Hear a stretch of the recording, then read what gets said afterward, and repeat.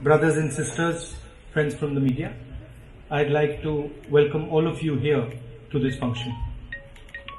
It makes me very happy to inaugurate this facility, and your work has been brought to my notice, so I would like to congratulate everybody involved with this hospital, Sacred Heart Sisters, for the tremendous work that you're doing to help the people of Wayanad, the people of Kerala, and the people of India.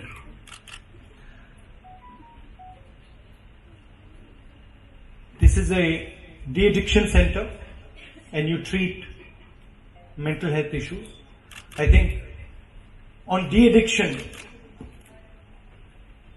I think sports is a very, very good channel to get youngsters involved in. And I think generally when youngsters are playing sports and involved deeply in sports, they do not find the time to get addicted to alcohol or drugs, things like that. So I would recommend that we push our youngsters to play as many sports as is possible. There is obviously an issue with medical facilities in Wayanad.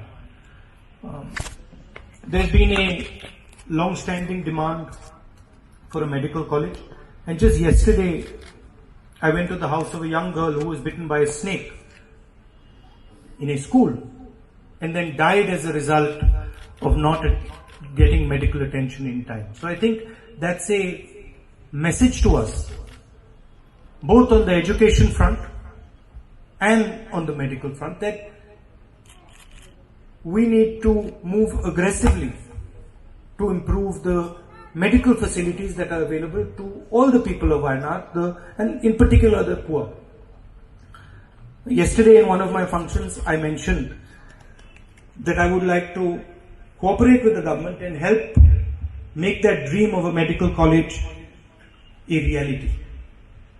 There is an issue with the land of the medical college. There's a technical issue.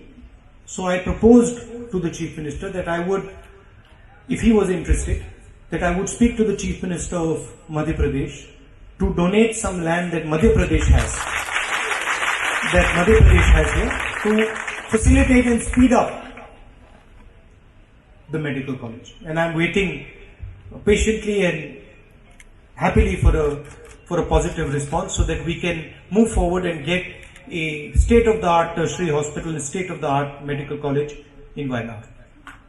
You're also aware, and the students especially would be aware, that connectivity is a major issue in this constituency.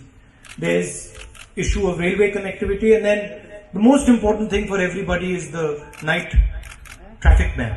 That is just a difficulty for all people who live in Wayanad. We are working on that.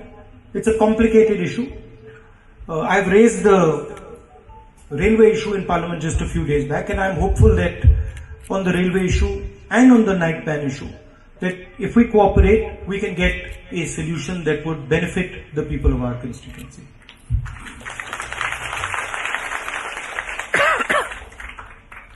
I'd also like to say a few words about what is going on at the national level, the politics that is taking place, and the state of our country.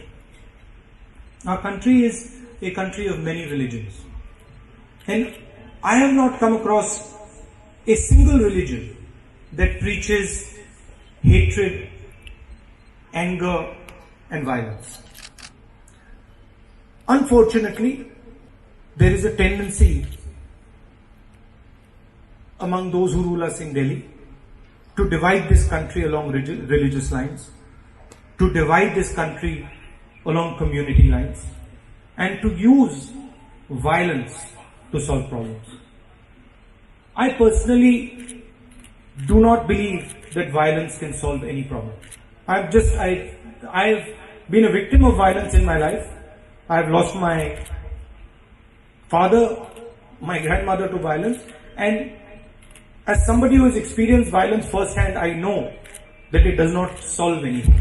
And you certainly cannot run a country on the principle of violence. And you can see the result. There is fear in the country today. Atrocity is taking place against women. Every day you read in the newspaper, a girl is raped, people are beaten up, somebody is thrashed, and it is because the ideology that is running India today is based on division and violence. And so, as Indians, we have to bring this nation together. And I'm talking especially to the youngsters who are standing here. It is your duty more than anybody else's. When people use division, when people use hatred, when people use anger, it is your duty to tell them that that is not Indian culture, that is not Indian tradition, and that is not preached by any single religion on this earth. And the result of this cult of violence, the result of this division, is visible in many different spheres. You remember that India was known as being one of the fastest growing economies in the world. We used to grow at 9%. Today we are growing at 4%. And we are growing at 4% according to the new method of calculating GDP. If you actually calculate according to the old method, India's economic growth today is 2.5%. So it is actually a disaster. And it's a tragedy because these young ladies here who are looking forward to getting a job, who are looking forward to helping this country grow, are going to find it difficult in the current environment to get a job. The highest unemployment in 45 years. That is the situation in India. And the simple answer is a divided country. A country that is fighting within itself, among itself. A country that is not united and not working together. And that is what I think all of us have to change. It impacts everything. It impacts agriculture. It impacts small business. It impacts big business. And the central reason is the philosophy of divide and rule division. And I really appreciate Wayanad and Kerala because you're in the forefront of proving to the rest of the country that multiple religions, multiple ideas can live together, prosper together, and succeed together. So I wish all the best to this hospital. I am confident that you will grow, you will continue to grow, you will continue to expand, and your work will be appreciated by many, many, many people. Thank you very much. All the best.